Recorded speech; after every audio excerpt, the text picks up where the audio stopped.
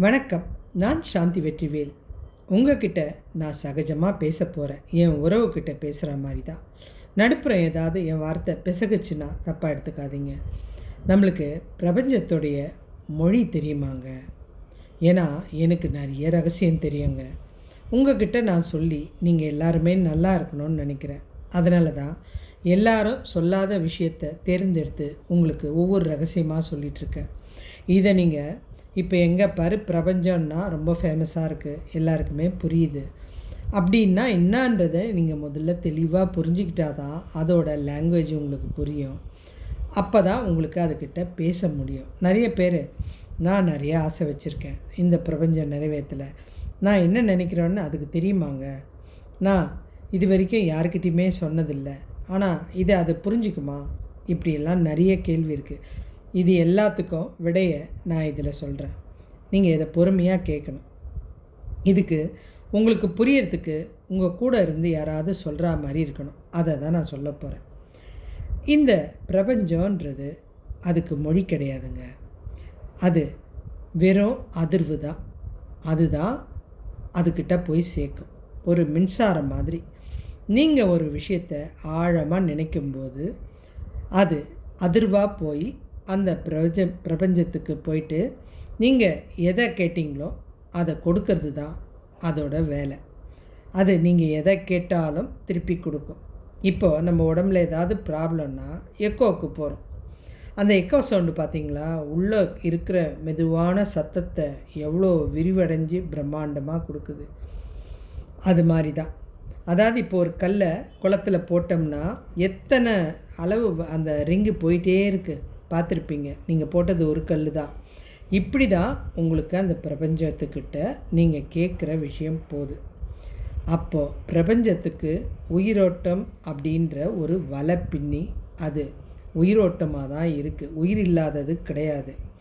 அதுக்கு இந்த ஓசையை புரிஞ்சிக்கிற சக்தி, ஆற்றல் மிகுந்த ஓசையை புரிஞ்சிக்கிற சக்தி இருக்குது. அது எந்த வார்த்தையை நம்ம சொல்கிறோமோ அதை கண்டிப்பாக நம்மக்கிட்ட கொண்டு வந்து சேர்க்கும். இதை தான் ஆதிசக்தி, பிரம்மா இப்படியெல்லாம் சொல்கிறாங்களே, இது இந்த உயிரோட்டமான இந்த பிரபஞ்சம்தான். இது அழகான வலையில் பின்னப்பட்டிருக்கு. இது வெறும் அதிர்வை தான் உணரும். இதை நான் உங்களுக்கு 3 பகுதியாக பிரித்து சொல்ல போகிறேன். பிரபஞ்சத்துக்கு மொழி கிடையாது, அதிர்வு தான். அதனுடைய மொழி நம்முடைய மூளை எப்படி இருக்கோ அந்த மாதிரி. மூளை ஒரு ரேடியோ மாதிரின்னு வச்சுங்களேன். நீங்கள் ஒரு விஷயம் நினச்சிங்கன்னா உடம்பு பூரா அது பரவிடும். உதாரணத்துக்கு எனக்கு பயமாக இருக்குது அப்படின்னு அந்த மூளை சொல்லிடுச்சுன்னா உங்கள் கண்ணில் ஒரு தைரியம் இருக்காது, உங்கள் கை எதையும் சிறப்பாக செய்யாது, ஏதாவது போட்டு உடைக்கும், கால் கம்பீரமாக எழுந்து நிற்காது, கோழை மாதிரி உட்கார வைக்கும். இது எல்லாமே அந்த பயமாக இருக்குது அப்படின்னு மூளை சொன்ன ஒரே காரணத்துக்காக தான். உங்கள் உடம்பு நல்லா இருக்குது, ஆனால் மூளை சொன்னது பயம். இதே தான் இயலாமையும். அந்த மூளை சொல்கிற ஒரு விஷயத்தை அது மொத்தத்துக்கும் பரப்பிடுது. அதுக்கு பயமாக இருக்குது, அந்த ஒரு விஷயந்தான் இது. இப்போ உங்களுக்கு பிரபஞ்சத்துடைய சக்தி புரிஞ்சிடுச்சு.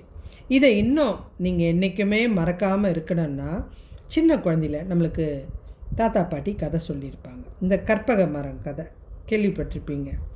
ஒரு விவசாயி ஒருத்தர் இல்லை ஒரு ஏழை ஒருத்தர் ஒரு காட்டு வழியாக போகிறாரு. அவருக்கு ஓய்வு தேவைப்படுது. ஒரு மரத்து பக்கத்தில் போய் உட்காந்துட்டார். அப்பா நிம்மதியாக இருக்குது, பசிக்குது, சாப்பாடு வேணும். டக்குன்னு அந்த பிரபஞ்சம் சாப்பாடு கொடுத்துருச்சு. சாப்பிட்டு முடித்த மனுஷன் தண்ணி தாக எடுக்குது அப்படின்னா 2வது தண்ணியும் வந்துருச்சு, அதையும் குடித்தான். 3வது என்ன கேட்டால், நிம்மதியாக படுத்து தூங்கினா போதும்னா. உடனே பெட்டும் வந்துருச்சு. உதவி பண்ண 4-5 பணியாள் இருந்தால் நல்லாயிருக்கும். ஒருத்தர் கை காலம்க்கு இப்படின்னு எல்லாருமே ஒருத்தர் விசிற அப்படின்னு சுகமாக இருந்தான். உள்ளுக்குள்ளே ஒரு பய உணர்வு. இது காடாச்சே, எங்கே எப்படா நம்ம நிம்மதியாக தூங்க முடியும், திடீர்னு பேகி கழுத்தை பிடிச்சதுன்னா அப்படின்னு ஒரு பயம் வந்துச்சு. அடுத்த நிமிஷமே அவன் நினச்ச எண்ணம் பேய் அவன் கழுத்தை பிடிச்சது. இது கதை தான், இதுதான் பிரபஞ்சம். இது முதல் விஷயம். உங்களுக்கு நீங்கள் என்ன நினைக்கிறீங்களோ அதை திருப்பி கொடுக்கோன்றது இதில் புரிஞ்சிருக்கும்.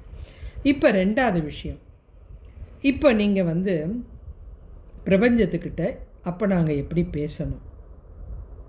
நீங்கள் நன்றியோ அல்லது மகிழ்ச்சியோ சந்தோஷமோ எது நினச்சாலும் அது அதிர்வலையாக போய் உங்களை உயர்த்தி வைக்கும், நிச்சயமாக உயர்த்தி வைக்கும். இதை நீங்கள் வந்து புரிஞ்சுக்கிட்டவங்களுக்கு இது ஈஸியாக புரியும். அது நிறைய நன்மைகளை செய்யுங்க. நன்றி, மகிழ்ச்சி இதெல்லாம் நினச்சா எப்படிங்க?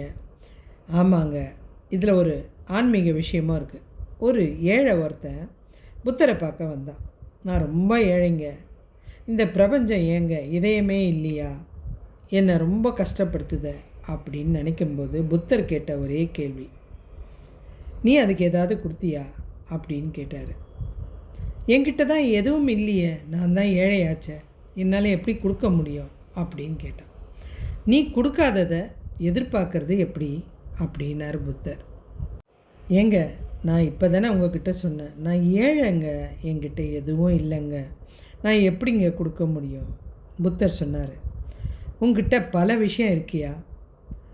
உன்னால் ஒருத்தருக்கு அன்பான புன்னகையை செய்ய முடியும், உன்னால் ஒருத்தருக்கு இதமான வார்த்தையை கொடுக்க முடியும், உன்னால் ஒருத்தருக்கு கண்டிப்பாக உதவி செய்ய முடியும். அதாவது உட்காந்துருக்கிறவனை பணம் இல்லாமல் தூக்கி விடுறது கூட ஒரு உதவி தானே. உண்மையில் நீ எதெல்லாம் பிரபஞ்சத்துக்கு செய்கிறியோ அதை பல மடங்காக அதிர்வலையாக உனக்கு செய்யும். எப்படி செய்யும்? நீ ஒருத்தனுக்கு அன்பான வார்த்தை கொடுத்தா அதுவும் உங்களுக்கு அன்பான வார்த்தை கொடுக்குற ஒருத்தனை உங்ககிட்ட வைக்கும். நீ ஒருத்தனுக்கு உதவி செஞ்சினா அதுவும் உங்களுக்கு உதவி செய்கிறதுக்கு நீ கையில் கூட தூக்கி விட்டுருக்கலாம், ஆனால் அது பல வழியில் உன்னை தூக்கி விட காத்துட்ருக்கு. இப்போது ரெண்டாவது விஷயமா புரிஞ்சிடுச்சு. மூணாவதாக கேளுங்க, நீ என்கிட்ட எதுவுமே இல்லைன்னு சொல்லிக்கிட்டே இருந்தால் இந்த பிரபஞ்சம் என்ன பண்ணும்? இந்த சூழ்நிலையை நீங்கள் நல்லா புரிஞ்சுக்கணும். நீங்கள் சொன்ன வார்த்தை என்ன? என்கிட்ட எதுவும் இல்லை. இந்த வார்த்தையில் எது முதல்ல போயிருக்கு பிரபஞ்சத்துக்கிட்ட? என்கிட்ட எதுவும் இல்லை, எதுவும் இல்லை. அப்படியே அந்த அலவரிசை எப்படி போகுதுன்னு பாருங்கள். அப்போ அந்த பிரபஞ்சம் இவங்கிட்ட எதுவும் இல்லை. அப்போது அந்த இல்லைன்றது கடைசி வரைக்கும் உங்களுக்கு கொடுக்க ஆரம்பிச்சிடும். இதில் எவ்வளோ ஒரு சூட்சமாக இருக்குது பாருங்கள். இதை உங்களுக்கு சுலபமாக புரியணுன்னா இன்னொரு மெத்தடும் சொல்கிறேன். இப்போ ஒரு கண்ணாடி முன்னாடி போய் நில்லுங்க. அந்த கண்ணாடி தான் பிரபஞ்சம். ஏன்னா அது உருவம் இல்லாதது தானே. அந்த கண்ணாடி தான் ஒரு பிரபஞ்சம். அது முன்னாடி போய் நீ நின்றுட்டு, பிரபஞ்சமே எனக்கு ஒரு ஆப்பிள் கொடு அப்படின்னு கேட்குறீங்க. அந்த கண்ணாடியில் ஆப்பிள் வருமா? வராதுங்க. எப்படி வரும்? நீங்கள் வெறும் கேட்க தானே செய்கிறீங்க. எனக்கு கொடு, என்கிட்ட ஆப்பிள் இல்லை கொடு அப்படின்னு தானே கேட்டீங்க. அது எப்படி அது புரிஞ்சுக்கும்? உங்ககிட்ட இல்லை, அது எப்படி கொடுக்கும்? நீ ஒரு ஆப்பிள் எடுத்துகிட்டு பிரபஞ்சம், அதாவது கண்ணாடி முன்னாடி போய் நின்று எனக்கு ஒரு ஆப்பிள் தான்னா அது பாருங்கள், நீங்கள் கொடுக்குற அந்த ஆப்பிளை அது திருப்பி கொடுக்குற மாதிரி இருக்கும். நீ என்ன வச்சிருக்கியோ கையில் அது திரும்பி வரும். அப்போது விஷயம் உங்களுக்கு புரிஞ்சிருச்சா? இதோட பாஷை உங்களுக்கு தெரிஞ்சிருச்சா?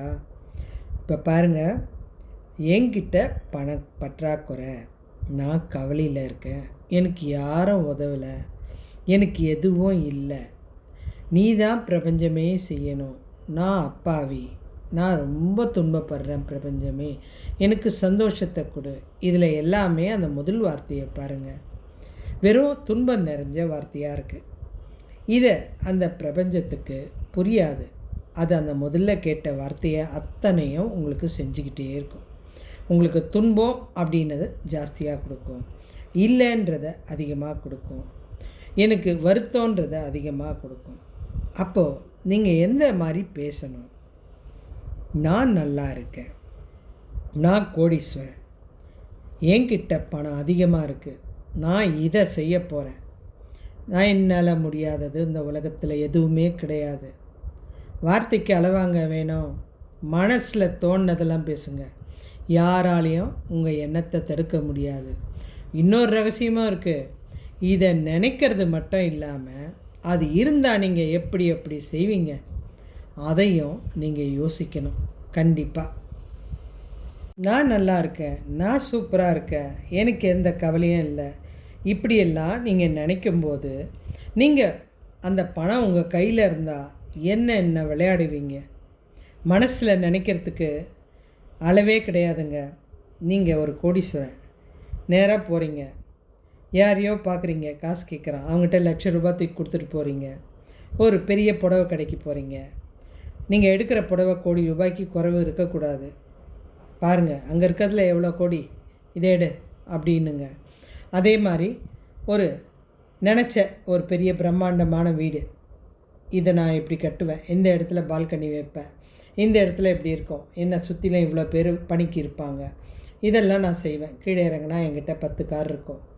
இதை சதான்னு நினச்சிட்டே இருங்க. இந்த எண்ணெய் அதிர்வலை அப்படியே பரவி விரிஞ்சு ஆகாயத்தில் கொண்டு போய் அந்த ஆற்றல் மிகுந்த பிரபஞ்சத்துக்கிட்ட கொடுக்குது. இதில் நீங்கள் கேட்ட கோடீஸ்வரன், நான் பணக்காரன், நான் பெரிய வீட்டில் இருக்கேன், இந்த எண்ணம் அப்படியே அதிர்ந்து இவன் பெரிய வீட்டில் இருக்கான். பிரபஞ்சம் உங்களுக்கு திருப்பி அதையே சொல்லுது. நீங்கள் எப்படி ஆப்பிளை காமிச்சிங்களோ அது உங்களுக்கு திருப்பி ஆப்பிளை காமிச்சதோ, நீ கோடியை காமிச்சா அது மில்லியனை உங்களுக்கு காமிக்கும். இந்த ரகசியம் நிறைய பேர் சொல்லியிருக்க மாட்டாங்க. இதை நம்ம புரிஞ்சிக்காமல் என்ன பண்ணுறோம், நிறைய விஷயம் தப்பு பண்ணுறோம். நம்ம இதை முறையான வழியில் கேட்காம நம்ம சில தப்பான விஷயங்களை மாத்திரம்தான் பேசுகிறோம். இப்போ உங்களுக்கு பிரபஞ்சத்துடைய மொழி அதிர்வுன்னு தெரிஞ்சிடுச்சு. அது எப்படி நீங்கள் நினச்சா, ஒரு பயம்னு நினச்சா எப்படி உங்களுக்கு வருதுன்றதும் புரிஞ்சிடுச்சு. அடுத்தது அதுக்கிட்ட எப்படி பேசினா அது உங்களுக்கு ரிப்பீட் அந்த பதிலை கொடுக்கும்ன்றதும் தெரிஞ்சிடுச்சு. இது நிறைய ஆற்றலை கொடுக்கக்கூடிய விஷயம். நிறைய பேர் இதை உங்களுக்கு சொல்லியிருக்க மாட்டாங்க. நீங்கள் இனி இதை செய்யுங்க. அதே மாதிரி இன்னொரு ரகசியமாக சொல்கிறேன், கேட்டுக்கங்க. உங்கள் பக்கத்தில் யாராவது நீங்கள் இப்படி பிரம்மாண்டமாக யோசிக்கும்போது கிராஷ் டாக் வந்துச்சுன்னா சரியான உங்களுக்கு லைன் கிடைக்காது. கிராஷ் டாக்குன்றது நம்ம பிரபஞ்சத்துக்கு பேசுகிற மாதிரியே பேசுவோம். இப்போது அதாவது தவறான வார்த்தை சொல்கிறவங்க, மனசு துன்புறுத்துகிற வார்த்தை சொல்கிறவங்க, அப்படி இருந்தால் அந்த இடத்துல இருக்காதீங்க. உங்களுடைய இந்த கனவுக்குள்ளே யாரையுமே நுழைக்காதீங்க. நீங்கள் எப்போவுமே 48 நாள் விரதம் இருக்க சொல்லியிருப்பாங்க, கேள்விப்பட்டிருப்பீங்க. ஐயா, நீங்கள் வாழ்க்கையில் முன்னுக்கு வரணுன்னா இது ஜோதிடர் சொல்கிற முறை. நீங்கள் ஒரு 48 நாள் கரெக்டாக நீங்கள் இந்த விஷயத்தை நினச்சி சாமிக்கிட்ட உட்காருங்க. பூஜை முடித்த அப்புறம் நீங்கள் அதுக்கப்புறம் எல்லா விஷயமும், அப்போது அந்த 48 நாளும் நீங்கள் அந்த ஒரே விஷயத்தை நினைக்கிறீங்க. ஆனால் அந்த ஒரே விஷயம் 48 நாளுக்கு ஒரு சக்தி இருக்குது, அதை கண்டிப்பாக நிறைவேற்றி கொடுத்துரும். நம்ம என்ன நினச்சிப்போம், இது இந்த ஜோதிடர் சொன்னதுனால தான் நடந்தது. கிடையாது, இது பிரபஞ்சத்துடைய ஆற்றல். அவர் சொல்கிற நேரம் கண்டிப்பாக நீங்கள், எனக்கு எந்த ஜோதிடமும் கேட்டு பழக்கம் கிடையாது, ஆனால் அந்த ஜோதிடர் சொல்கிற நேரம் அமைதியான நேரமாக தான் இருக்கும். ஒன்று விடிய காலையில் இருக்கும், இல்லைன்னா சாயங்காலம் இருக்கும். இந்த நேரத்தில் கொஞ்சம் அமைதி கிடைக்கும். நீங்கள் தனியாக போய் ஒரு இடத்துல உட்காருங்க, நிதானமாக உங்களுடைய விஷயத்தை அப்படியே யோசித்து பாருங்கள். நிச்சயமாக உங்களுக்கு ஒவ்வொரு விஷயமாக அழகாக புரியும். இனி இது போல் நீங்கள் பிரபஞ்சத்துக்கிட்ட பேசி பாருங்கள். இதோட ஆற்றல் பிரம்மாண்டமாக இருக்கும். சரிங்க, இது ஆன்மீகத்தில் சரி, புராணத்தில் இது மாதிரி ஏதாவது விஷயம் இருக்கா? இருக்குது. புராணத்தில் பெரிய விஷயம்லாம் உங்களுக்கு காத்துன்ருக்கு. இந்த பிரபஞ்சம் இப்போ தான் வந்தது அப்படின்னு நீங்கள் நினைக்கிறீங்க, இது தப்பு. புராணத்தில் இதுக்கு சாட்சியாக நிறைய விஷயம் இருக்குது. இதை அடுத்த எபிசோடில் உங்களுக்கு நிச்சயமாக நான் சொல்ல போகிறேன். இதை கேட்டு நீங்கள் பிரமிச்சு போக போகிறீங்க. ஏன்னா இதை நீங்கள் அழகாக புரிஞ்சிக்கணுன்றதுனால தான் சிறிய தகவலாக சொல்லியிருக்கேன். புராணத்தில் இதை எப்படியெல்லாம் சாதிச்சாங்க, பிரபஞ்ச ரகசியன்றது அப்போவும் இருந்திருக்கு, அதை எப்படியெல்லாம் பயன்படுத்துகிறாங்க அப்படின்ற விஷயம் நான் உங்களுக்கு பிரபஞ்ச ரகசியம் புராணத்தில் அப்படின்ற தலைப்பில் அடுத்து நான் போட போகிறேன். நீங்கள் இதை நிதானமாக கேட்டுட்டு இனி பிரபஞ்சத்துக்கிட்ட இது மாதிரி பேசுங்க. இதை தொடர்ச்சியாக செய்யுங்க. நீங்கள் நினச்சதுக்குண்டான அறிகுறி கூடிய சீக்கிரத்தில் உங்கள் வாசல் தேடி வரும். இதை நீங்கள் உணர்ந்த அப்புறம் கண்டிப்பாக எனக்கு கமெண்ட் போடுங்க. நிச்சயமாக நான் பேசுனது உங்களுக்கு பிடிச்சதுன்னா எனக்கு சொல்லுங்கள். நன்றி.